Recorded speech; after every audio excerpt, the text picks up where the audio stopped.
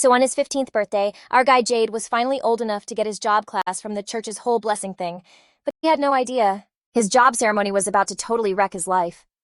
A little while later, Jade found himself stuck in a barren wasteland with monsters trying to hunt down some slimes.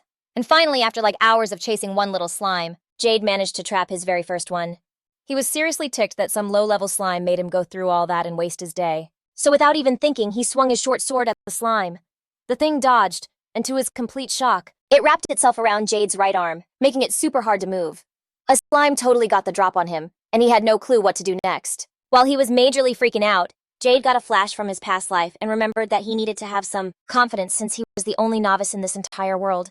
He grabbed the slime and started pulling with all his might, even using his teeth to pry his hand free from the slime's grip before yeeting it into the air. And once that slime was airborne, Jade didn't miss his shot, landing a perfect stab right in its mana core. Jade finally beat his first slime, and after he picked up its mana stone, he had to admit it was way lighter than he expected. Jade popped open his status window to make sure he actually got 1 skill point for taking out the slime. After seeing it was there, Jade literally jumped for joy and just flopped onto the grass because this meant all his theories about this world were right. Jade remembered just a few hours ago having to go home and tell his dad that he totally bombed the job ceremony. Jade apologized for being such a letdown, but his dad could not have cared less about him after he failed. He told him he was a disgrace and shouldn't have even bothered coming home as a novice. Jade tried to say that was super harsh, and maybe his dad should rethink it. But in that moment, his father threw a bag of money at Jade, calling it a goodbye present, because from that second on, he was no longer his kid. So yeah, Jade's dad told him to take the money and get out of his house. And that's how Jade ended up just wandering around completely homeless. He always knew his dad was obsessed with appearances, but it was a total shock that he would actually disown him just for that. On top of that, Jade knew the cash he got was just enough to get far enough away so he wouldn't die on his dad's land, which was probably exactly what his father wanted. Jade wondered what he was supposed to do now. Then suddenly a crazy headache hit him like his head was about to explode. But at the same exact time, Jade felt like a flood of memories and knowledge was being downloaded into his brain. Jade saw all these scenes flashing in his head, and he couldn't make sense of it at first until he realized they were memories from his past life. Jade remembered now that his old self was obsessed with a game called Novice Strongest Online, or NSO. Jade recalled how in his past life his room was basically covered in NSO stuff from wall to wall. And he knew so much about that game that he became the #1 ranked player out of everyone. Jade remembered becoming the only player in NSO to rock the novice job the entire game and become the strongest in the world. Now, as for how a novice got to be the strongest, Jade had figured out pretty early on that a novice actually had unlimited potential because the whole idea was that a novice was the starting point for all other jobs. Only Jade was the player who figured out that a novice could learn every skill from any job, which was a surefire way to become the strongest. Now, as his headache faded, Jade realized something important. That the world he was in now was way too similar to NSO. From the level of civilization to the way the monsters looked were all the same, plus the fact that jobs like novice knights and magicians existed. It was hard to believe, so he just had to test it out. Jade opened his status, which was something no one else in this world knew about. After checking his status, he grinned and started laughing because this really was the world of NSO, which meant the job he got was far from useless. And in fact, if he could master it, he could become the strongest in the world, so he went to a weapon shop and spent all his travel money on a knife. Jade remembered that for a novice to get a skill, they needed skill points, or SP. Now in the present, he managed to kill a slime after chasing it for 1 hour and got his first skill point. Jade knew he'd have to keep stacking up skill points and learn a bunch of new skills to get stronger. So he decided to hunt for more skill points. Jade hunted a few more slimes, giving it his all, even though it got tough and frustrating at times. 2 hours later, he finally got 10 mana stones, which meant he also got 10 skill points, which should be enough to buy the search skill. He opened the available skills page and bought the search skill. Suddenly, he heard a loud voice in his head announce he'd gotten the search skill. It was freaky now that it was happening for real, but whatever. Jade tried out his search skill, which let him find any monsters around him. Jade sensed the presence of a slime just up ahead, which meant the skill worked like a charm. And now that he had this, it would be so much easier for poor Jade to hunt for slimes while avoiding any strong monsters. For now, he figured he had enough mana stones for now, since he had a plan to make something with them. He went to town and got a room at a cheap inn where he spent the night working on something with those mana stones. Jade was trying to make a specific magic tool by carving magic circles onto the mana stones. He remembered that originally magic tools were made by crafters, and they used different ingredients and used their unique skills to make the item. But Jade knew he could make those tools too, as long as he carved the magic circles perfectly. Jade was so into NSO back in the day that he ended up memorizing every single magic circle in the game. And now he was really glad he did. The magic circle he was carving on, the mana stone, was one he had stumbled upon near the end of the game. Jade was finding it hard to carve them so intricately, and the only drawback to this method was that it was super time-consuming since he had to do it all by hand. After finally finishing carving the magic circles on all the mana stones, Jade collapsed onto his back, hoping to see a big change in the rate of gathering skill points. The next day, Rain brought the magic tools he made yesterday and headed into the forest on the west side of the city. He used his skills to dodge dangerous monsters while going deeper into the forest. Sin and Jade finally found the monster they came for, the rush boar, which was a very aggressive type of monster, and strong enough to throw back even seasoned adventurers. Normally, if Jade had tried to fight such an opponent, he would probably be dead by now, but the plan to defeat this monster was right in his hands, ready to be set in motion. Now Jade crept closer to the rush boar, making sure not to be detected. But the rush boar noticed him sooner than he expected. So Hard had to activate the magic circle and use the change skill that was crafted on that magic circle on the mana stone. The small mana stone in his hand disappeared, and a larger mana stone appeared, confirming to Jade that his plan worked. As for the rush boar, the monster suddenly collapsed to the ground with a thud, as if it had lost consciousness. Jade stepped out from behind the tree, remembering that the magic circle he carved last night was for the change skill, which exchanges the engraved mana stone with the targeted monster's own mana stone. Jade gained two benefits from doing this. Firstly, he would be able to obtain the mana stone of monsters much stronger than him. Jade approached the rush boar and made sure to check if its magic barrier was down. He recalled the second benefit of change, which was the most important one. It cast a ridiculously strong debuff on the target monster. Now Jade used his dagger to finish off the rush boar, taking its last breaths and earning the skill points for defeating a rush boar. Jade took a moment to recover his strength and remembered that every monster had a unique mana stone, which served as a source of their power to move their bodies. So similarly, the slime had a slime mana stone, and the rush boar had its own unique mana stone as well. Jade checked his skill points balance, which was 100 now after defeating the rush boar. At the same time, he explained the concept behind change. It was to exchange the mana stone of a strong monster with a smaller stone, rendering them unable to move due to a lack of mana. After he swapped the mana stone of the rush boar with an inferior stone from slimes, the rush boar showed symptoms of anemia and couldn't move anymore due to the lack of mana. This also meant the magic barriers would be disabled. Jade used this change skill to significantly weaken the targeted monster, after which he started walking back, thinking that this tactic wouldn't work against monsters with much higher mana like dragons. Regardless, mid-tier monsters could easily be dealt with using this method, and he just happened to come across some as Jade noticed a nest of giant hornets in his path. He hid himself while observing the nest with his search magic, and assessed the number of giant hornets with 2 outside and 6 inside the nest. Now he counted having about 9 mana stones with the change skill carved on them left. So it should work out, since there were only 8 of them here with the others out searching for food. Jade figured that normally any party would either have a potent potion prepared, or at least ensure they had a user that was able to use detoxification, because if they approached a giant hornet's nest without either of them, the party was sure to be wiped out. However, for Jade, he had prepared these mana stones with the change. So he activated 8 of them at once and targeted the giant hornets within range. Mana stones vanished from his hand, and simultaneously the giant hornets felt a change in their bodies. Jade's change activation worked like a charm as he got the mana stones of giant hornets, while all of their bodies started to collapse wherever they were flying earlier. Jade kind of felt bad about using this one-sided tactic, but he needed to do it to survive himself. He went and finished off the barely breathing giant hornets, which resulted in him having around 500 skill points. Now with this many points, he started looking to acquire the skill most suitable for this situation, which cost him about 100 skill points. Jade again got the annoying loud voice informing him about receiving the storage skill. And just like the name suggests, it was a skill based on storage magic. He went ahead and stored the whole giant hornet's nest in the storage, and he could retrieve the items from storage whenever he wanted. He was happy to achieve the giant hornet's nest since it had ultra-royal jelly stored within, which could be traded for a pretty good sum. Now the only thing left for him to do was to bring the corpse of the rush boar he defeated earlier as well. He wondered why he missed out on storing this rush boar before the moment he defeated it. But that aside, he calculated a bit above the current space of his storage, which didn't seem large enough to store the body of the rush boar unless he upgraded it. He guessed that he should upgrade the level of storage for now, so he put all the remaining skill points into upgrading the storage skill to level 3. Jade was starting to get used to this process, and now he activated the storage magic again, which was considerably larger than before. Now he prayed for the dead monster and put it in the storage, thinking it would surely become a worthy meal. After that, he figured it was about time he should return to the city and liquidate his assets.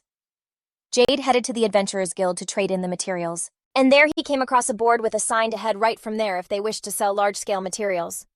Jade didn't recall seeing a place like this to trade in the game, so for now he just followed up and came across a large place where some large monsters were being dismantled for materials. Jade went straight up with his storage magic, activated, and asked the receptionist if she could purchase this rush boar off his hands. The receptionist was shocked, and she asked him where he got that from, but Jade didn't think of a response and just replied that he got it out of his storage. But then he remembered that the storage skill he was using was a unique skill of a novice class. While usually other people in this world would need a magic bag to store things just like his storage skill. However, the storage sizes varied greatly between B. But he didn't mind revealing this storage magic. So while she looked at him suspiciously, Jade replied he just used storage magic. But she claimed to have never heard of it, which only made him look more suspicious. But then she gave up and asked Jade to show her adventurer's ID. Jade was pretty much stumped, so he just admitted he didn't even have his adventurer's ID yet, which totally threw her for a loop. She was like, "Wait, how can a guy who took down a rushboar not even be an adventurer?" Jade just explained that he was brand new to the whole adventurer thing and was prepping for the guild's big exam. He figured he needed to get a little stronger before trying to pass. She had no clue what he was talking about, because anyone who can beat a rushboar should ace the exam no problem. Jade totally got why she was confused. But he couldn't exactly spill the beans about the change, since she wouldn't get it anyway. So he just kept his mouth shut. The receptionist finally sighed and agreed to buy the rushboar, but she was still like, "You should really just register already." Jade had to admit she was right, but he really wanted to buff his offense and defense skills before making it official. But then a light bulb went off. There might be another option, so he just straight up asked if he could take the exam right then. She immediately grabbed his hand, super excited, telling him it was the best decision ever. Then she introduced herself as Sylvia. She was the guild's receptionist, and Jade told her his name too. Sylvia then told him to follow her to the guild hall to get all the exam paperwork sorted. But after Jade filled everything out, Sylvia's face totally dropped when she saw he put down novice for his job and asked him 2 times if he was for real. Jade just cheerfully confirmed it, no hesitation, that yeah, he had no job. She looked so bummed and told him there was just no way a novice could ever pass the test to become an adventurer. But Jade brought up that he'd heard about another method, the one where you take down a monster with an examiner tagging along. After a second, she nodded, saying a method like that did exist. But she was still giving him major side-eye, saying that if he was really the one who beat the rushboar, then maybe he had a shot at passing. Jade could totally tell she didn't believe a word he said, but whatever. She went off to find the examiner anyway. After a little while, this huge dude with a seriously scary face walked up to Jade. He asked Jade if he was the novice with a death wish, who wanted to take the adventurer's registration exam. Jade was seriously intimidated by the guy's size, and kind of nervously finished his thought, saying yeah, he was there for the test. The examiner introduced himself as Raymond, and told Jade that if he got scared during the exam, he'd jump in to protect him and finish off the monster himself. But then, after really looking Jade over, Raymond basically told Jade to give up on the whole adventurer dream, cause he looked way too scrawny. Jade just laughed and said it was all good, he was totally going to pass this exam. Raymond just shrugged, figuring it was Jade's call anyway. He told Jade to pick the spot where he wanted to fight. Raymond probably figured he'd choose the area with the total newbie monsters, but that's not what happened. Jade took him up on the offer and headed straight for the eastern forest. Jade was on high alert as he and the examiner went deeper into the forest, and after a while, the examiner noticed Jade was moving with this crazy confidence, almost like he knew exactly where the monsters were. Jade was like, "Yep, I know where they are," which made Raymond wonder if a kid like him could actually use tracking magic, a super advanced skill, a skill only for seeker jobs. Just then, Jade sensed the monster he was looking for and pointed in the direction, telling Raymond they were going that way. But when Raymond saw the monster, he was scared to death. He urged Jade to turn back right. Now Jade just asked why super chill, while Raymond asked him, totally shocked, if he really didn't know what monster that was. Raymond told him it was an earthquake monster, which was an extremely dangerous monster with a super heavy body and insane muscles. And since it makes the whole ground shake with every step, it got the name Earthquake. On top of that, this monster was totally feared by adventurers. Because of its insane strength, it also got the nickname Tank Killer. However, Jade was cool with it, because this monster was weak to the change skill, which meant the earthquake was no match for him. But Raymond was freaking out, yelling about why he was even trying to fight that thing, saying it would get them both killed if they didn't run. Jade knew Raymond was wrong though, because the earthquake monster had already spotted them, but was just ignoring them because it figured it could kill them easily. Raymond was covering his head with his hands, thinking it was all over, like he couldn't escape while protecting Jade. Just then, Jade called out to him and said his way of fighting was a little special as he pulled out the magic tool with change. Raymond told him to do whatever he wanted, because they were dead anyway. After that, Jade activated the change magic and targeted the earthquake. In the next second, a huge mana stone appeared in Jade's hands, while the earthquake screamed in insane pain and dropped right on the spot. It shattered the ground with its uncontrollable massive weight. Raymond couldn't figure out how that earthquake just fell over, and he racked his brain trying to understand what the heck just happened. He asked Jade what he did, and Jade explained he just used a magic tool called Change that swapped the mana stone in his hand with the mana stone in the earthquake's body. So that monster just collapsed from a lack of mana. Raymond had no idea such a crazy magic tool even existed, while Jade just showed him proof of it. Undeniable proof at that. Now Raymond sat down on a rock and put the mana stone from the earthquake into his storage.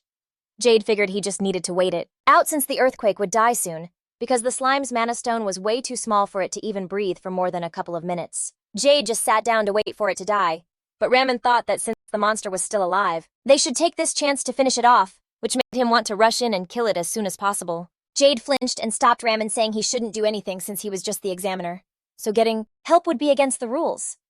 Ramen understood and sat down, and Jade told him they just needed to be patient while that thing dies on its own. Jade was totally on edge because if Ramen interfered, he wouldn't have gotten any skill points. Jade checked his skill points and saw that he finally had 400, which meant the monster was finally dead. Jade decided to spend 200 points out of that 400 to upgrade his storage magic, after which he just used the usual method to collect the monster's corpse after defeating it. However, the storing process was super fast for Ramen, so he asked Jade where the earthquake went. Jade replied that he just put it inside his storage magic, which was yet another thing that was hard for poor Ramen to wrap his head around. Besides that, Jade asked Ramen if he passed the exam, to which Ramen, looking totally stunned, replied that it was a no-brainer he'd passed with flying colors. Later on, they went back to the guild and Sylvia welcomed them, then asked how the exam went. Ramen, who had seemed calm and composed, suddenly burst out with excitement, telling Sylvia that Jade was the real deal, and he even recommended promoting Jade straight to B rank. Sylvia knew Ramen wasn't the type to joke around like that, so she immediately went to get the guildmaster. Jade thought it was a total overreaction, and there was no way the guildmaster would show up for some rookie adventurer's registration. But he was shocked when the guildmaster actually showed up, and the old man asked Ramen if he was serious about giving the newbie a B rank. Ramen started passionately explaining what happened during the exam, after which the guildmaster gave it some serious thought before saying it was pretty hard to believe without any proof. Ramen mentioned that Jade had the earthquake monster stored in his mysterious storage magic. So they had their proof right there, and Sylvia confirmed that Jade did have storage magic like that. The guildmaster said he wanted to see this so-called proof, after which they all headed to the dismantling facility where Jade activated his storage magic and told everyone to back up a bit because it was too dangerous to be so close. Jade then brought out the earthquake's corpse from his storage, which was so heavy it completely shattered the facility's floor. Dust flew everywhere from the impact, but Sylvia and the guildmaster's eyes were wide with shock as they watched an actual earthquake monster appear before them. After that, Jade reached into his storage and said he had something else, too. He pulled out the earthquake's mana stone, which he had swapped out earlier. Sylvia finally understood what happened, because when she saw the rushboar being dismantled earlier, they couldn't find its mana stone, but instead there was a shattered stone that seemed to have been put in its place. The guildmaster was totally intrigued by this strategy, and he gave Jade props for his fighting style. So now that he had all the proof he needed, the guildmaster had no more doubts and passed Jade, promising him the best rates for any materials he wanted to trade in. After that, Jade got his adventurer's ID with an E rank. And Sylvia explained that they were actually thinking of giving him a B rank right from the get-go, but the ranking process was super strict about the number of contributions made, so the highest they could give Jade right now was E rank. However, she had some good news to go with it. In return, they granted Jade a 3-star hunter rank, which was a unique system that allowed an adventurer to take missions above their rank. Each star let you skip one rank, which meant Jade could basically take on B rank missions. Jade realized that in that case he was pretty much considered B rank, which meant the guild was definitely looking out for him. He thanked her for that. Then Sylvia mentioned there was more. She gave him the money the guild paid him for the materials he brought today, which totaled 410,000 pars. Jade was feeling blown away by such a huge amount of money, which broke down from 300,000 pars for a giant hornet nest and 130,000 for a rush boar, and it got deducted by 20,000 for the registration fee. Jade stored the money and thought he could take a breather for now with this much money, and he thanked Sylvia for everything she had done for him. Sylvia told him not to worry about it, and they would be awaiting his next visit. Jade left the guild and realized it was already the end of dawn, so he quickly went to hunt more slimes and carve more mana stones with the change symbol. Next day, Jade went to a certain spot with a strategy he prepared for today. He had 20 mana stones with change today, and also upgraded his search skill by 3 levels. So he activated the search skill, which looked through a wider range covering the whole forest until Jade found just what he wanted. He headed to a certain spot in the middle of the forest and made sure there were many monsters like rush boars, giant hornets, and more. After that, he took out a slightly bigger mana stone than usual and threw it in the sky. After activating the change skill, this time the mana stone targeted various monsters around the whole area, and their mana started being drawn towards the mana stone with change. Jade seemed to be planning something different than usual, as suddenly the mana stone started acting weird and unleashing abnormal magic into the atmosphere, while fading away into pieces. This created an abnormal magic activity on a large scale, and dark magic clouds appeared in the sky. At that time, some strange creatures and ghost forms of ghosts started surrounding Jade. They had a shape like that of wolves, and Jade knew these monsters were phantoms. Phantom was a wolf monster without a physical body, and it was immune to all physical attacks and absorbs and converts most magic attacks, making it a very dangerous creature. However, since it doesn't have a physical body, The moment Jade uses change, their bodies would cease to exist once he changes all the mana stones of slimes with the mana stones of these phantoms. With this method, Jade managed to acquire an extremely rare mana stone of phantoms, which was also a high-quality item with the ability to replenish a human's mana.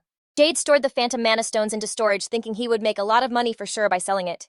And as for the method of summoning these phantoms, Jade was intentionally creating a magic calamity, which is an event where phantoms were created. Jade created this magic calamity by activating a slightly faulty change tool, which ends up collecting mana from every being in the range, then dispersing it at one place, resulting in a magic calamity.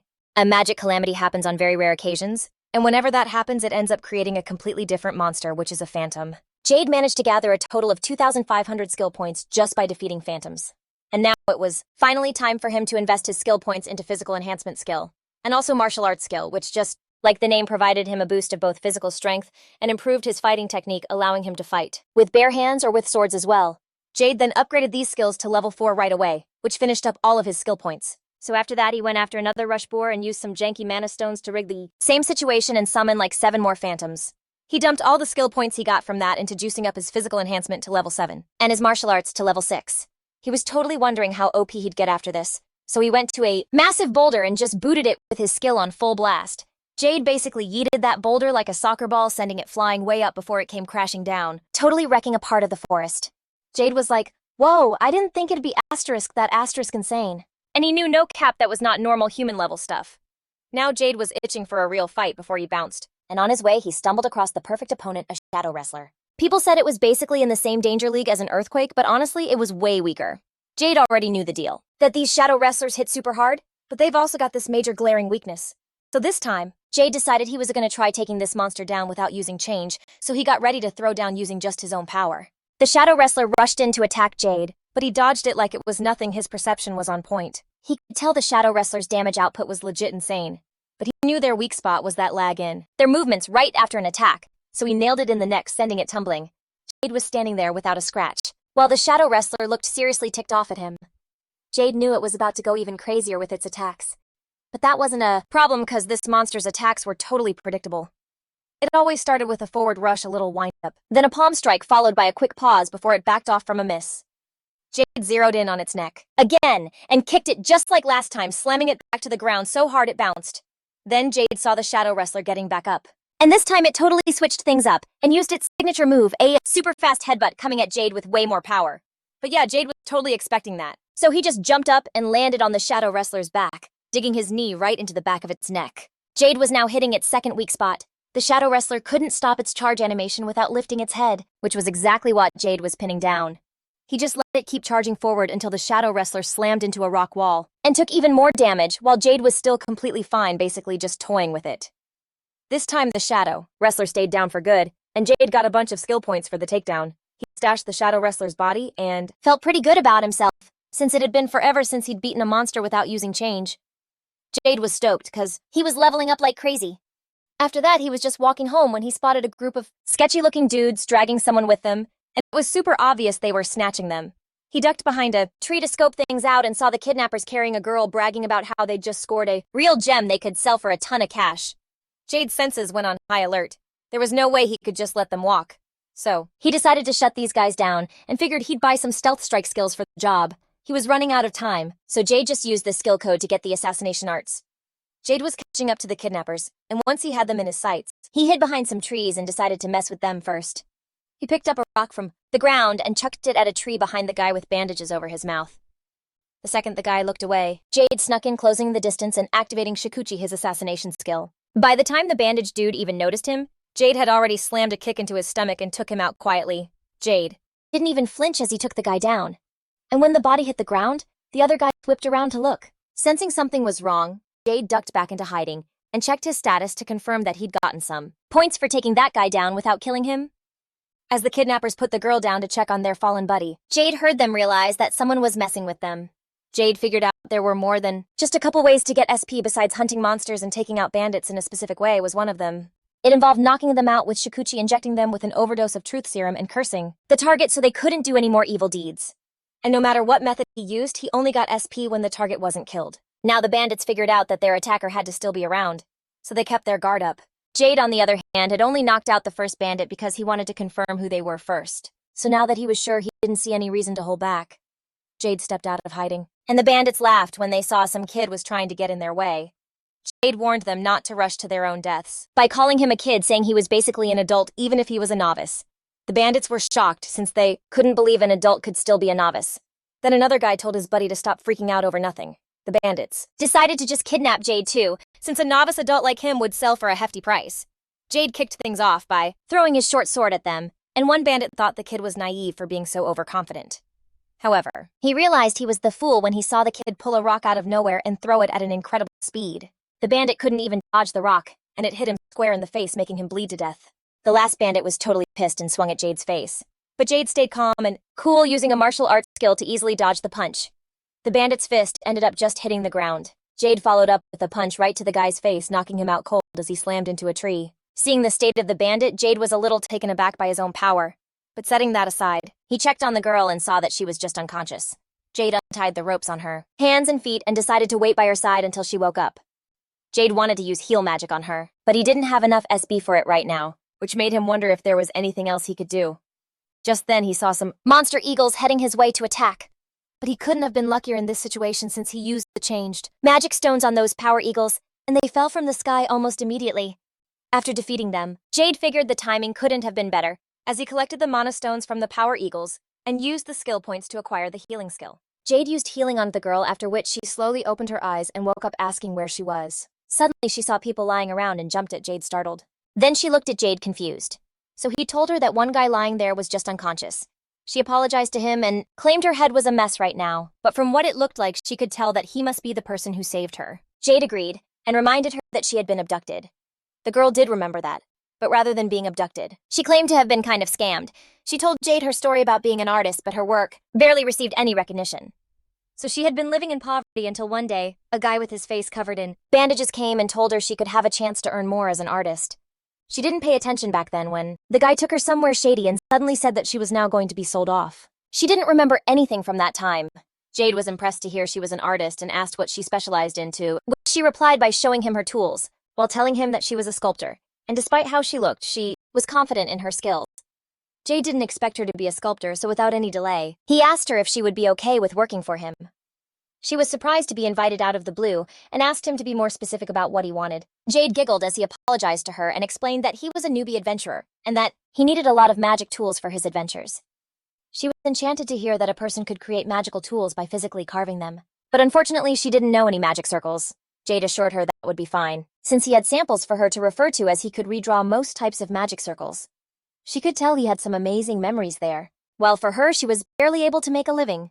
This might be a great opportunity for her, but she wasn't sure she could really do something like this even if she wasn't a specialist. Jade told her the reason he wanted to hire her was that the magic tools he needed could only be mass-produced if they were carved by hand. Jade explained that usually a crafter would need a lot of rare materials to make magic tools, but it would be awesome if she could just carve them perfectly.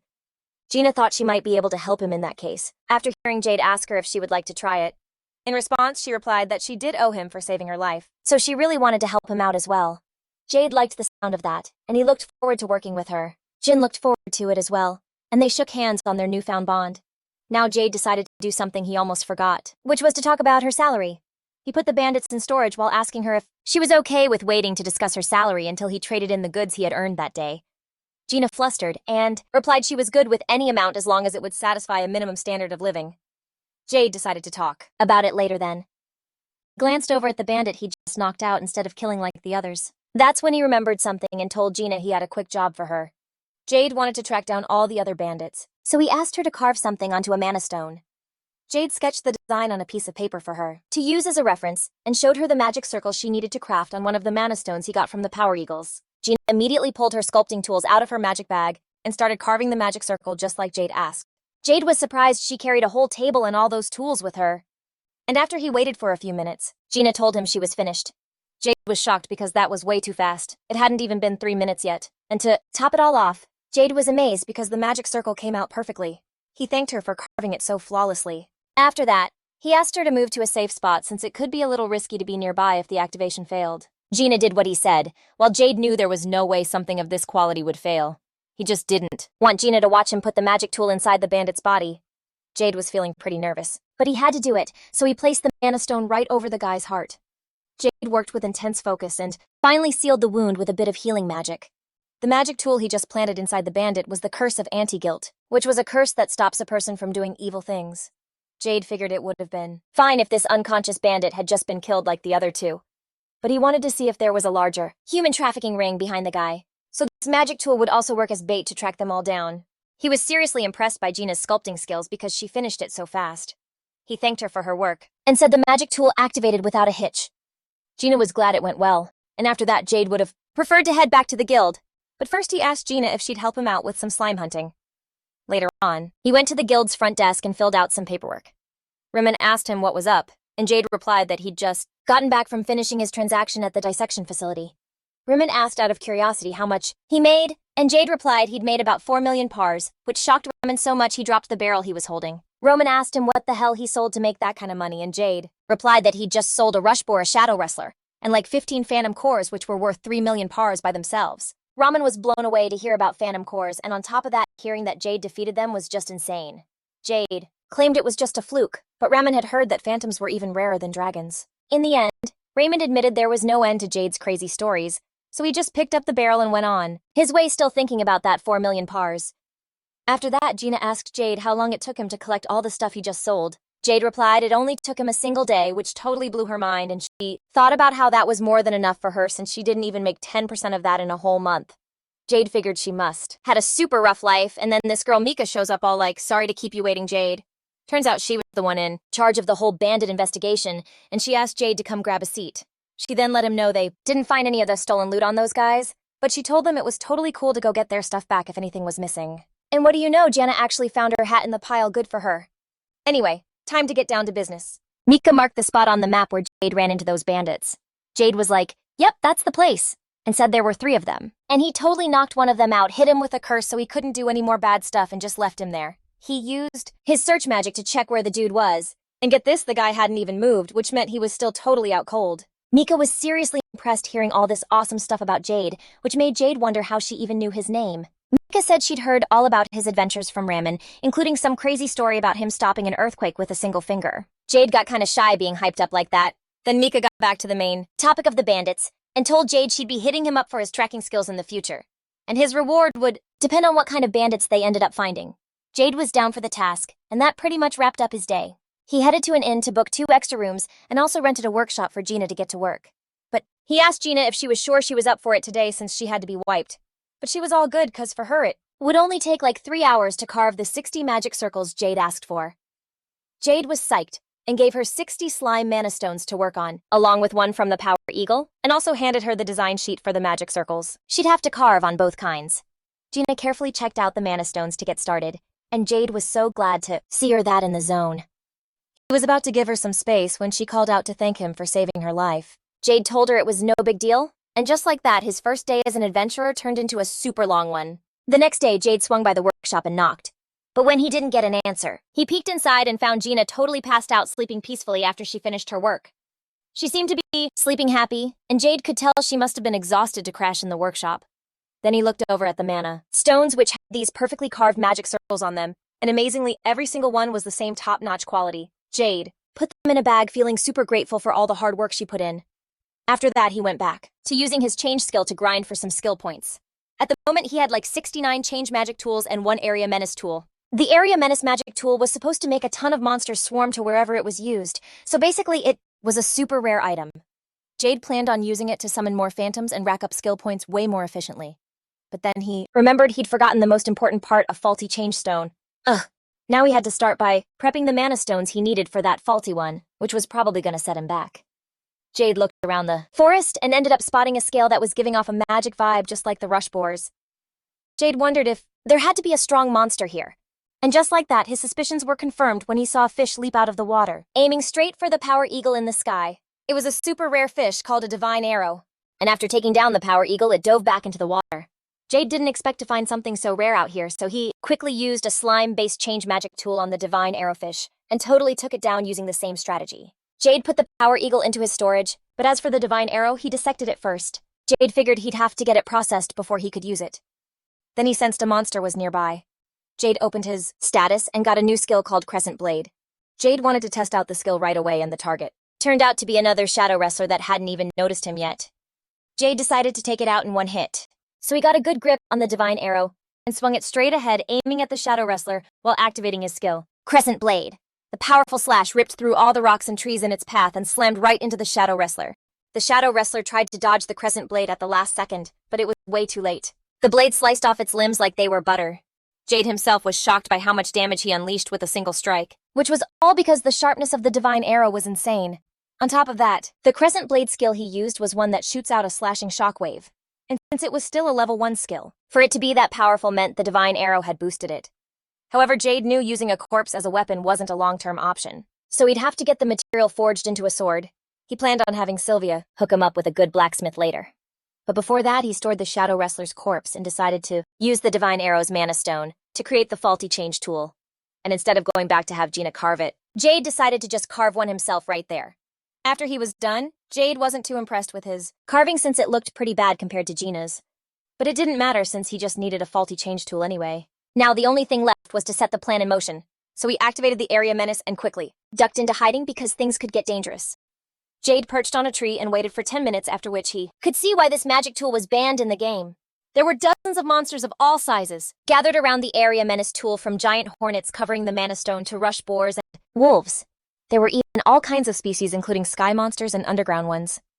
Now the next step was to activate the faulty change magic tool. So he activated it and chucked it right into the middle of the monster horde. The change stone glowed brightly and started sucking up the mana from all the monsters there, causing it to overflow with power. The magic stone couldn't contain all that mana for long, which ended up causing another magical calamity that created phantoms. Jade was surprised this time because he didn't expect this calamity to be strong enough to create 61 phantoms. He didn't hesitate for a second and jumped right into the fray to face off against the phantoms. Phantoms totally rushed him, but Jade just stood his ground, activating his storage magic to pull out the souped-up magic stones. He had enough to instantly wipe out every phantom there. Like seriously, Jade took them all down without even breaking a sweat. This left him with 61 phantom mana stones just scattered all over the place. Jade was seriously stoked about this hunt. It was a massive success. He racked up over 18,000 skill points from those 61 phantoms, making it a sick haul. He immediately burned some points to level up his physical enhancement by 17 levels. After that, Jade picked up a rock and just yeeted it with all his might to see how much stronger he'd gotten.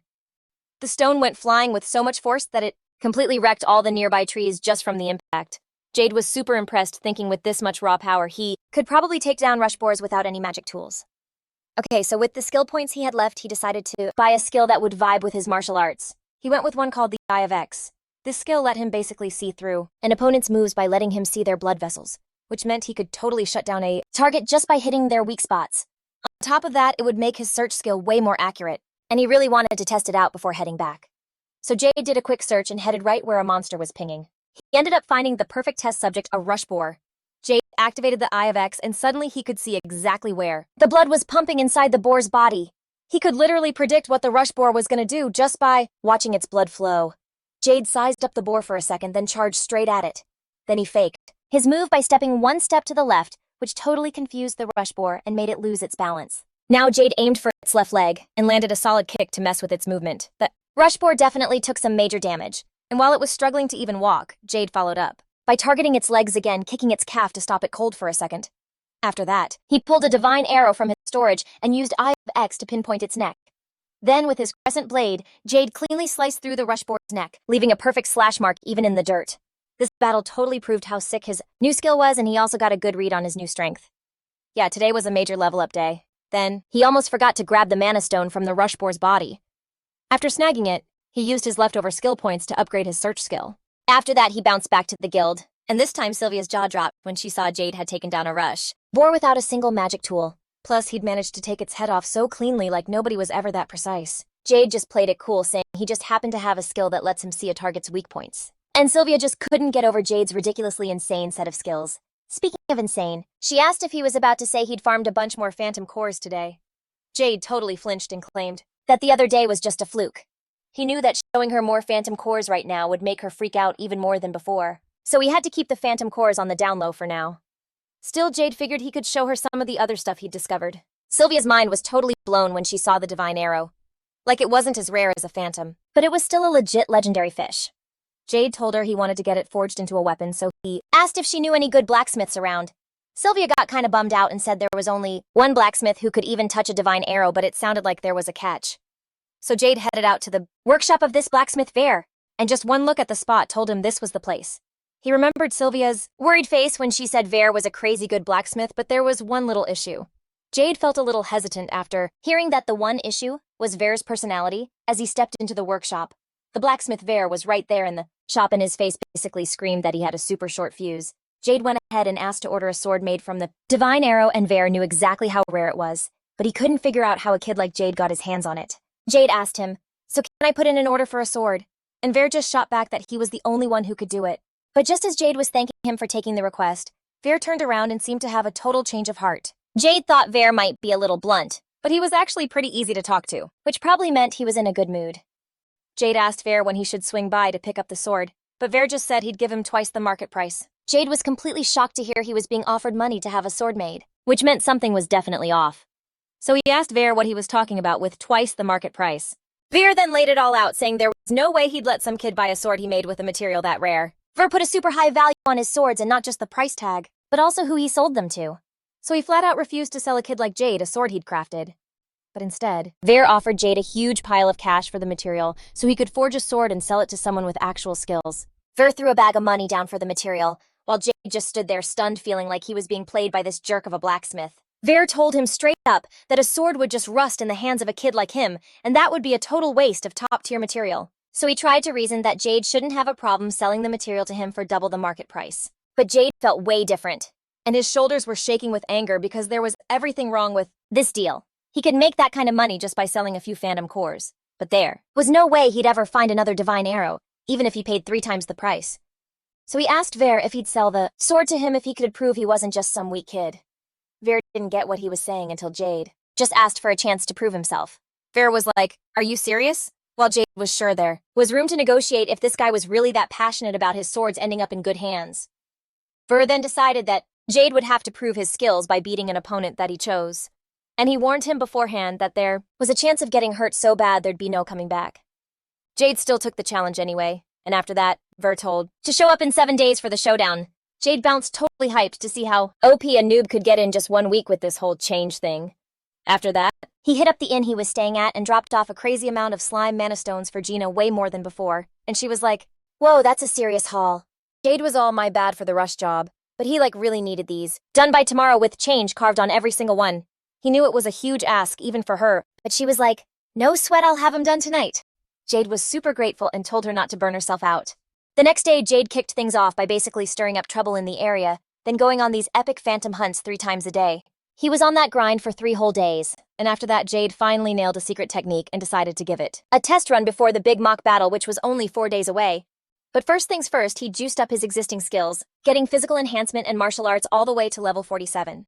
Jade tested his new strength on a tree, giving it a little tap with his finger, and then a casual punch. The tree literally exploded into 2 pieces from the impact. Then Jade just picked up the top half with one hand and set it aside like it was nothing. He figured his base stats were totally solid now, so he could probably take on disaster-level monsters like krakens and wyverns from here on out. Next up, he snagged the barrier skill and instantly cranked it to level 15. Jade threw up the barrier and gave it a kick himself, realizing it was seriously tough. Jade figured a level 15 barrier was definitely strong enough. So now it was time to get creative and use it for more than just defense. He powered up his legs and launched himself as high as he possibly could. Then midair, he popped a barrier right under his feet and landed on it.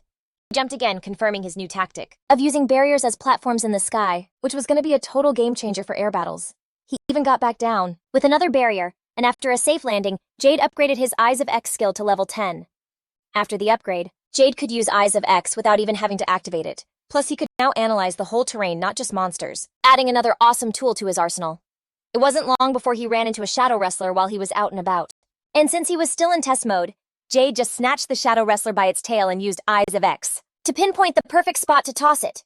He yeeted the shadow wrestler straight at a steep cliff, giving it 0 chance to dodge. The thing slammed into the rock so hard that the whole top of it just crumbled. Jade was getting really good at using the environment to deal out the most damage. Okay, Jade decided it was finally time to splurge on that asterisk skill. So, he bought the Invincible skill, which was one of the most ultimate skills you could get. It was also called Kokushimuzu, and you basically build up a charge by either dishing out damage or taking hits. Once the bar is full, you can just pop it whenever, and the skill makes you completely invincible for a while. Jade was pretty sure not even a dragon's breath could touch him. It doesn't even use up any magic power. And to top it all off, it also makes Jade 50 times stronger. The skill was one of the ultimate ones, costing a whopping 10,000 skill points. And the absolute best part? It didn't need any leveling up at all. Okay, so after getting this new skill, Jade was totally amped to try it out, but first he had to charge it up. Jade decided to use a rush boar as his personal punching bag. His Eye of X gave him a total sneak peek of the boar's moves, and it was gonna hit him with the same old tackle. But to juice up his invincible skill, Jade just stood there ready to take the hit with zero defense. So the boar slammed into him, sending Jade flying a few meters back.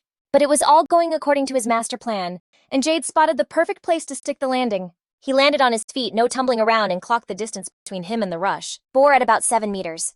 Jade checked the charge bar, which was only 10% even after that gnarly hit. Jade then remembered that filling the bar was all about how far he got thrown, not how much damage he took. So, he basically needed to get yeeted by the rush boar about 9 more times. Jade just kept repeating the same hit me strategy. After 9 more hits, he noticed his health only dropped by 1,000, with 50,000 still to go. But the good news was the progress bar for his invincible skill was finally maxed out, which meant it was go time. However, right as he was about to pop his invincible skill, Jade's senses went off, because his search skill picked up some weird vibe nearby. He quickly one-punched the rush boar to get it out of the way, and bolted toward the spot where he felt the weird energy. Jade wasn't about to waste his awesome new skill on some basic boar, because whatever his search was pinging felt like a way bigger deal. A legit huge threat just busted out of the mountains. This thing had massive horns and crazy sharp fangs, and Jade called it the failed divine dragon. Jade was totally shook to run into something like this here of all places. A failed divine dragon is basically a jacked up mutant dragon from some messed up human experiments. But since it was still kind of like a real divine dragon, this thing had a skill that made it impossible to read its magical power with his search. That's why Jade only felt its presence but had zero clue how much magic power it was packing. Now, since this thing could be the strongest monster he'd ever faced, Jade decided it was time to go all out. He fired up his invincible skill to see just how tough this dragon really was. Right away, the failed divine dragon locked onto Jade as an enemy. Meanwhile, Jade was powering up, activating that fully charged invincible skill. His whole body started to glow with this insane golden aura, making him look straight up untouchable. Time to test it out. Jade charged in to see what this skill could really do. Jade launched himself off the ground and smashed a kick right into the divine dragon's fangs, which totally shattered from the impact, revealing the dragon's eye that was hiding behind its mouth. The failed divine dragon let out a wicked scream of pain and tried to slam its claws down right where Jade was standing. Jade blocked its claws with just one hand, and with his Eye of X, he saw all the weak spots on its arm. Jade hammered those spots so hard that one of the dragon's 4 arms just exploded right off. The dragon was getting totally dominated by Jade in his invincible form. And Jade could tell it was going to be almost too easy to take this thing down. He didn't even need any secret moves. He was about to go full beast mode with just raw power right as the failed dragon prepped its freaky fire breath. Jade wanted to try taking that hit head on, but it would just blast him away from here and waste the time left on his active invincibility skill. So he decided to face the dragon's breath with his barrier magic. The failed dragon unleashed its messed up dragon's breath. Jade strengthened his barrier to see if it would hold up against it. Jade held his ground against the dragon breath, and cracks started to form on the barrier. Once the dragon's breath finally died down, the ground around the barrier was totally wrecked, while Jade's barrier managed to withstand the whole attack. Jade was standing tall like a total OPMC. While the failed dragon was out of moves, Jade took this chance to use the barriers as footholds to nail the dragon's jaw from below, and one more hit made the dragon stumble backward. After that, he grabbed the dragon's tail and yeeted its entire body into the sky, leaving it totally vulnerable to long-range attacks. Jade followed up with crescent blades aimed at the dragon's arms, slicing them clean off. The failed dragon was left with just 2 legs and a tail, and before it could launch some desperate attack, Jade cast another barrier to use as a platform to speed up his fall, and stomped right on the center of the dragon's belly. It caused a massive shockwave destructive enough to shatter the ground along with the failed dragon. Jade jumped back to get a good look at the aftermath. The failed dragon was finally defeated, and just in the nick of time before his invincibility wore off. Jade knew if he hadn't finished it in time, he would have had to use the secret move he'd been saving. Now defeating the failed dragon only gave him a flat 2,000 points, which was way too low considering its strength, all because it was a failed dragon. However, he figured its resale value should be decent. So Jade used his storage to stash the dragon's body, but it failed because of insufficient capacity. So Jade upgraded his storage by 10 levels and put the dragon in. He wonders how Sylvia will react when she sees this dragon. Anyway, 3 days later, he was checking his status to see the skill points he'd racked up over the past few days. He had 142,900 skill points saved up, which he used to get another skill called Technique Collapse and maxed it out to level 10. It was a skill that nullifies enemy magic, which would definitely come in handy since his opponent for the challenge must be someone who wants that divine arrow sword just as badly. 2. Jade planned on coding any skill he might need in the middle of the battle. And before going there, He maxed out his invincibility progress charge to make sure he wouldn't lose this battle. He was all set for the fight now. So Jade headed over to the blacksmith's workshop on the day of the challenge. There he saw Ver with the swordsman who he figured was the guy he'd have to fight. Ver was amazed to see the kid didn't back down from the challenge and actually showed up. He told Jade this was his last chance to back out. Jade wasn't having it and asked straight up where the battle was taking place. Ver was surprised by the kid's confidence and told him there was a practice arena a ways behind the workshop. Jade understood and followed Ver on the way to the arena. Jade, Ver, and the swordsman went down a path through the middle of the woods. And on the way, the swordsman asked Ver if he was for real supposed to fight this kid since it seemed way too easy. He couldn't figure out how a kid could even stop a divine arrow in the first place. Ver just dodged the question and told him to just win this fight since he was a B-rank adventurer. Jade could hear them, and it was totally pissing him off. But it couldn't be helped since newbies don't change physically no matter how strong they get. So it was normal for them to not see his real power. Jade figured that since the swordsman was a B rank, he might be as strong as Jade was when he was given an E rank with 3 stars, which was equal to a B rank. However, he expected the guy to be stronger since he was already close to A rank, while Jade was just a rookie. He found it hard to get a read on his strength for now, but it should be fine since he'd been sharpening his skills ever since he got his B rank status. And besides, Jade also had the legendary invincible skill, so he was confident there was no way he was going to lose this fight. Soon they got to the arena, which looked way too huge for a blacksmith to own. The swordsman was impressed by how big it was. Then Ver told them the story behind the place, saying it had been in his family for generations and sometimes Ver rented it out for duels at night. Now Ver gave a wooden sword to both of them for the sparring match, and Jade checked it out for a minute. The swordsman told Jade to take a look at his special sword swing as he started showing off his moves to Jade, hoping to scare him before the match started. Ver was impressed by that slash and thought his guy would win for sure. Meanwhile, the swordsman looked at Jade and asked him if he gets it now just how big the gap is between a B rank and an E rank. He told Jade it was his last chance to back down. But the shocked look on Jade's face wasn't because he was scared. It was because he couldn't believe his eyes that a dude like this who probably just leached off a strong party to rank up was actually gonna fight him. Jade finally got it. The reason he couldn't get a read on the guy's skills wasn't because the guy was super strong, but it was because the swordsman Voy was just way too weak compared to him. Jade couldn't even consider this guy an opponent. But since he'd already agreed, Jade just nodded and said he'd totally fight Voy. Voy was pissed that some kid was challenging him, and now he was all like, I already warned you as the battle between them started. Now Voy and Jade took their positions and Ver gave the signal to start. Voy made the first move since he wanted to end this stupid fight ASAP with a crescent blade. Jade saw the attack coming and he could have dodged it easily if he wanted to. But he decided to test out his new skill spell Collapse and just cancelled out the crescent blade attack from Voy. Jade was totally unfazed like nothing even happened. Meanwhile, Voy and Ver's faces were screaming in shock as they couldn't process what just happened. Jade was disappointed by that weak sauce attack and was kinda hoping it was a trap or some huge move, but it was nothing, so he just used his groundbreaking skill to move so fast, it looked like he teleported right next to Voy. Jade then put his sword to Voy's neck, basically declaring he'd won with that single move. Ver and Voy still couldn't process how a kid could beat a B-rank swordsman just like that. Voy refused to believe it and demanded a rematch, which ticked Jade off because he just won fair and square. Jade told Voy that no matter how many times they fought, the result would be the exact same. But Voy claimed Jade just got lucky. Jade was totally unfazed by his dumb words until Voy offered to pay for the sword if Jade won the next match. Jade thought that was interesting and agreed to a rematch since Voy was so insistent about it. Verge also thought they should have a rematch because Jade must have used some cheap trick that even he couldn't see. Now Verge was watching Jade way more carefully after he told Voy to keep his spirits up and go all out from the start. Jade needed a super flashy win this time to leave no room for doubt, so he decided to use that skill. Jade asked Voy beforehand if he'd also cover the arena repairs, since he decided to go all out this time. Verge's pride took a hit, and he told Jade to do whatever he wanted, and that he wouldn't be charged for repairs at all. Jade was glad to hear it from the owner himself, so now they got ready to start their rematch. Voy thought that this kid had the skill to cancel out the crescent blade, so this time he'd just close the distance and strike him. But to his surprise, Jade started giving off a completely different vibe as he activated his invincible skill, unleashing a golden light that spread all around him filled with some seriously strong magic power. Both Verge and Voy could feel goosebumps from Jade's aura. After that, Jade slammed his sword into the ground. Voy tried to figure out why Jade dropped his sword while Jade focused all his strength into his legs and stomped his right foot on the ground. The impact was so powerful that Jade shattered the ground of the entire arena, which caused the ground beneath Voy and Verge to crumble into giant cracks. The destructive power shook the whole arena and ended up damaging the walls too. Once things calmed down, Jade casually looked around and saw a hand sticking out of the rocks asking for help. Jade went over to the voice asking for help and helped Voy get out from being trapped under the rubble. Voy was shaking in fear after seeing that. Meanwhile, Jade turned to look at Verge for a reaction. Verge covered his face with his hands and just ran off terrified of Jade. Jade was so surprised by that reaction that he deactivated his invincibility, wondering what would happen to the sword he was supposed to get. Jade stood there for a minute, seeing Voy just sitting there on the ground like Jade had done something awful to him. Jade felt like just leaving would be the wrong move, so he was thinking about heading back to the workshop. But then he saw Verge running back to him with the sword in his hands. Verge gave him the sword, which was rightfully Jade's now. And Jade realized that Verge hadn't actually run off for good. He unsheathed the sword and checked out the sharp edge, shining brightly just like the divine arrow did. Then Jade noticed something on the hilt of the sword and realized they were enhancement crystals.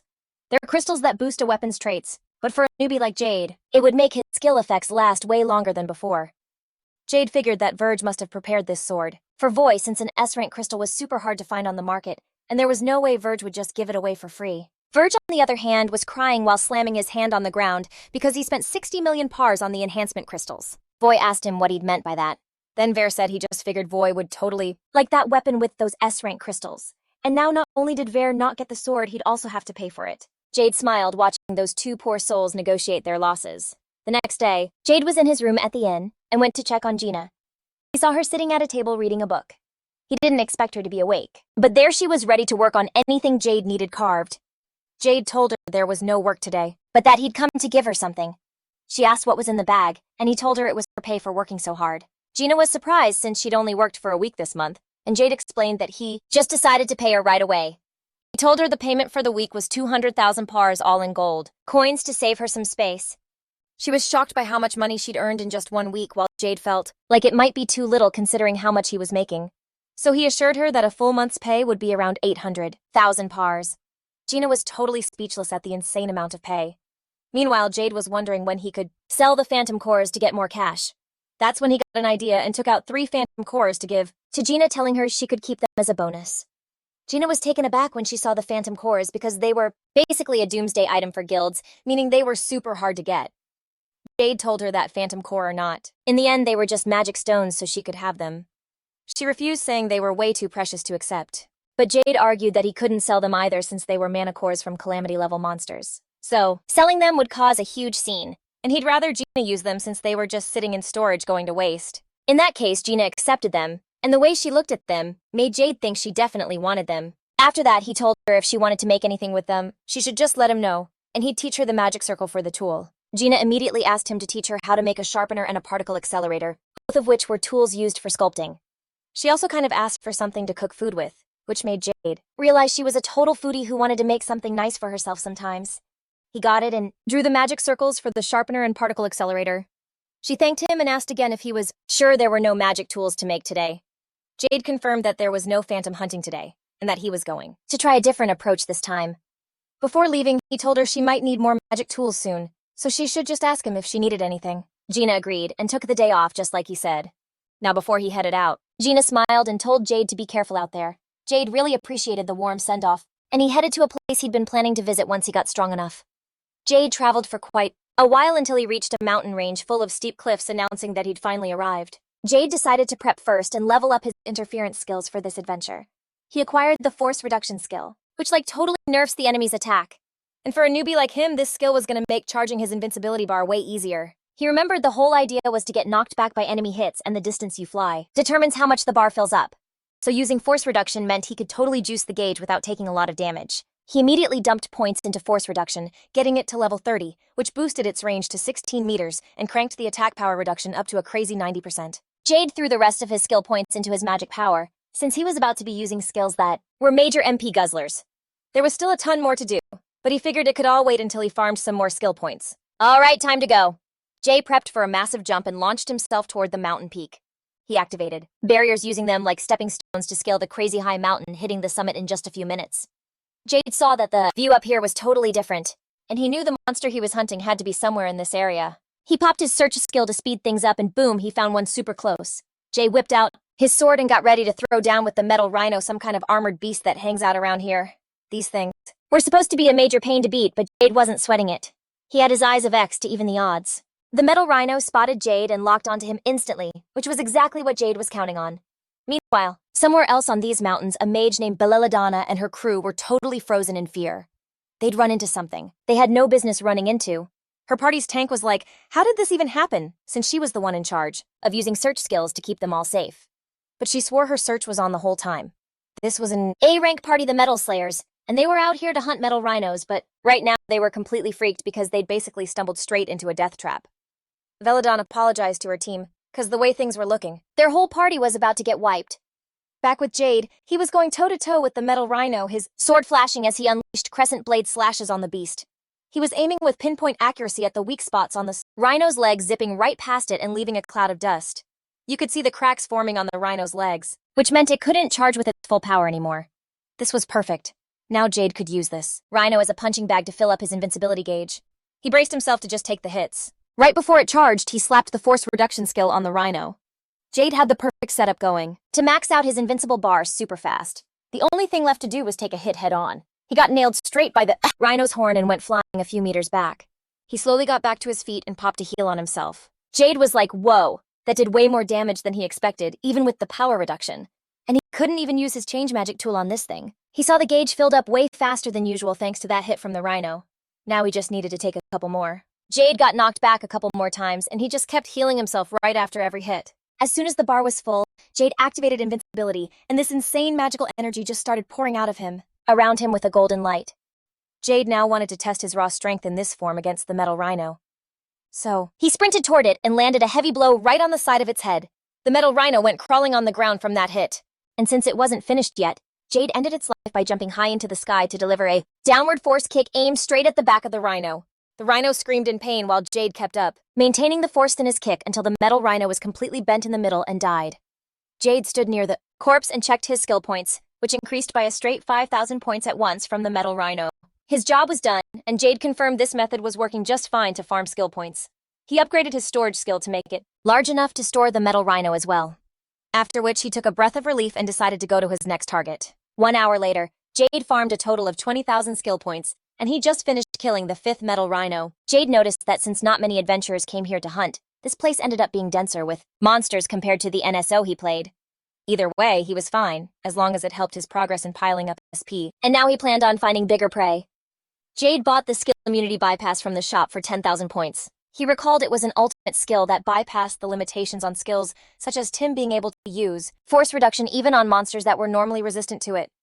Next, he bought the stealth search skill for 2,000 points and upgraded it to level 2.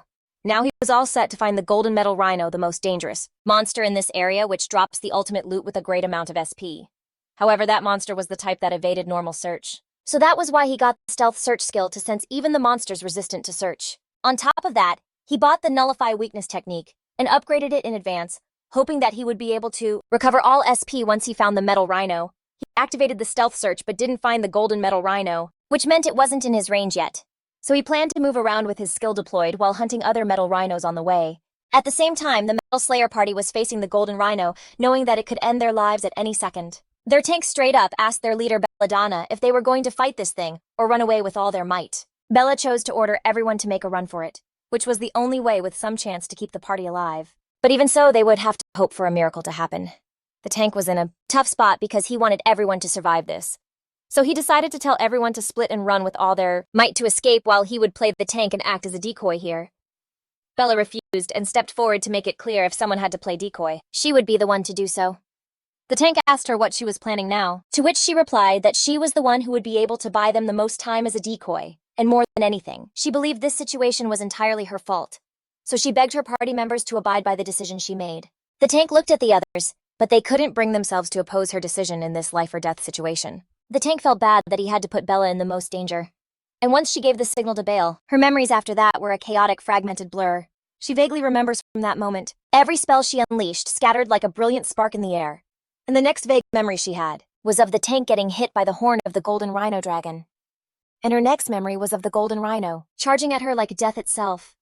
And in that moment, a hand reached out in front of her to throw up a barrier. In that moment, she saw the boy who showed up to save their lives, a sword in his hands. The golden metal rhino slammed into Jade's barrier, and that image was vividly burned into Bella's mind. Jade's barrier shattered right after it absorbed the full impact from the golden metal rhino's attack, and she couldn't believe her eyes. Meanwhile, Jade commented, "That was a close call, and even a noob would have been toast if they'd failed there." Bella was shocked to hear this guy was just a noob, because noobs were supposed to be weak. However, this noob right here had just stopped a golden rhino's attack with a barrier which should be impossible for a noob to cast. After that, Jade activated force reduction magic. She tried to tell him that magic like that wouldn't work on a metal rhino.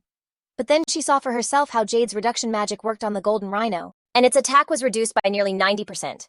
She couldn't help but wonder who this guy was and what his deal was. After that, Jade saw the golden rhino tensing its legs, so he knew a charge was coming. He knew that even with force reduction, his current barrier wouldn't handle the next hit. But he was okay with that, so he cast the barrier anyway to lower the damage and take the hit himself, using the same strategy as against the metal rhino. Once the golden rhino charged in, the barrier shattered on impact, and Jade took the rest of the damage himself to fill up the invincibility bar. He pushed through the pain because it was the only way to beat this tough monster. After that, Jade activated the Eye of X to find the best spot on the ground to minimize the fall damage. Jade landed on his feet and braced for the metal rhino's next attack, without even a second to breathe. At the same time, Bella was worried about him, because even with its reduced attack power, she knew he'd get seriously hurt if this kept up. However, Jade suddenly activated his invincibility ability, which seemed to have been filled up by that last hit. Jade was now completely invincible, and Bella saw a golden light glowing from his body.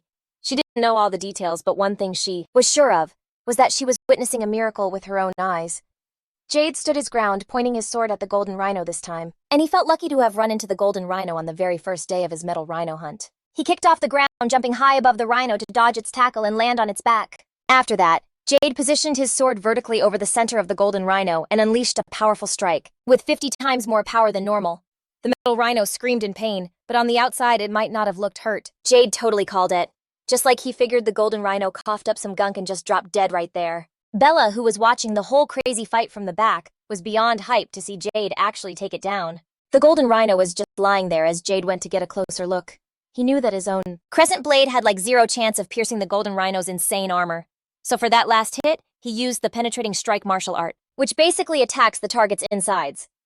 Jade had just completely wrecked the golden rhino's internal organs, which made it die feeling something like a massive earthquake going off inside its body. Jade remembered. This was a super popular tactic when it first dropped in the NSO game. And now for the best part about hunting a golden rhino, its outer shell was made of pure orcolum. Just then, Bella ran up and grabbed Jade's hands to introduce herself and thank him for saving her and her whole party. Jade introduced himself back and was just glad she wasn't hurt. Then she said this might be a little bold of her, but she had to ask if he could help out her injured party members. Jade asked her if that guy standing behind her was on her team, talking about the tank of her party who Jade had healed before even helping Bella. The tank geyser was so relieved to see Bella was okay because she was the one who'd risked the most out of everyone there. He was also just glad they didn't lose anyone in that no-win situation. After that, Geyser thanked Jade for saving them, bowing his head and everything. Jade told him to look up and that he was cool with just getting the materials from the golden rhino. Besides, Jade claimed he just happened to be passing by while looking for a golden rhino. Geyser and Bella were totally floored to hear he was actively searching for the metal rhino, and their reactions made him feel like he'd just said something he wasn't supposed to. Jade thought back to like 30 minutes ago, when he found the golden rhino at the same time as the party. He figured they were there to fight it right up until they started bailing while leaving one of their own behind. Jade saw what was happening and got that they were making a run for it, and it looked like the party's tank was already down for the count. So seeing the situation, Jade just jumped in to fight the golden rhino, thinking no one would be mad about him snatching the kill. But again, Jade just played it off like him showing up was a total fluke, and that he found them the same way. Geyser and Bella didn't really buy it at first, but it didn't even matter, because they were the lucky ones who met an adventurer who could actually take down a metal rhino. Geyser then mentioned they were an A-rank party that specialized in metal rhinos, so he promised Jade the guild would for sure reward him for the rescue. He even asked him to tag along with them to the guild, and Jade was down to go back if it meant a reward. So they all decided to start heading back down the mountain. On the way, Jade was walking up front when Bella spoke up, asking if she could ask him something. Jade asked her what was up, and she said it was about the fight earlier, that among adventurers the golden rhino was basically legendary for resisting everything. And even when she was praying her magic would work and the rumors were fake, all of her magic attacks got totally shut down, and nothing worked on it. But she remembered Jade's force reduction actually did work on the golden rhino, so she wanted to know how exactly he pulled that off. Now that Jade thought about it, he didn't understand why the invincible golden rhino suddenly got hit by his magic attacks, which made him wonder if this world was the same phase of NSO or if something was different about all this compared to the game. He thought he was in a world that used to be a past version of the NSO game, in which case he opened the skills shop to see if a skill that had been removed in a newer version was still available now. Jade checked the shop and noticed that the cursed undead prison skill, which was supposed to have been removed, was still there, and he acquired it for 140 points. Jade thought he should be in a post-update world, but some things didn't seem to match the latest version that he was familiar with. Suddenly, Bella warned Jade about the incoming monster, but they were too low on MP to take on that shadow wrestler. Jade decided to give his new skill a try as he activated the parallel jail spell on the shadow wrestler, which created a magic portal-like thing from its head. The shadow wrestler was confused by the prison and suddenly got dragged into it. Geyser and Bella didn't understand why that shadow wrestler vanished while Jade unleashed a crescent blade slash right under where the prison magic was. Just before the slash reached there, the prison expelled the shadow wrestler from within. And suddenly, the shadow wrestler was sliced right in front of their eyes, while the monster himself didn't even realize when he got cut clean in two. Bella's party was left speechless, and they started asking Jade what move he just used, and Jade simply explained that he used a skill called Parallel Jail, which would have worked on the Golden Rhino too. Bella found it strange to see Jade having one unique skill after another. While Geyser was curious to ask Jade what his job was, Jade just replied that he was a novice, which was something that Bella still couldn't wrap her head around.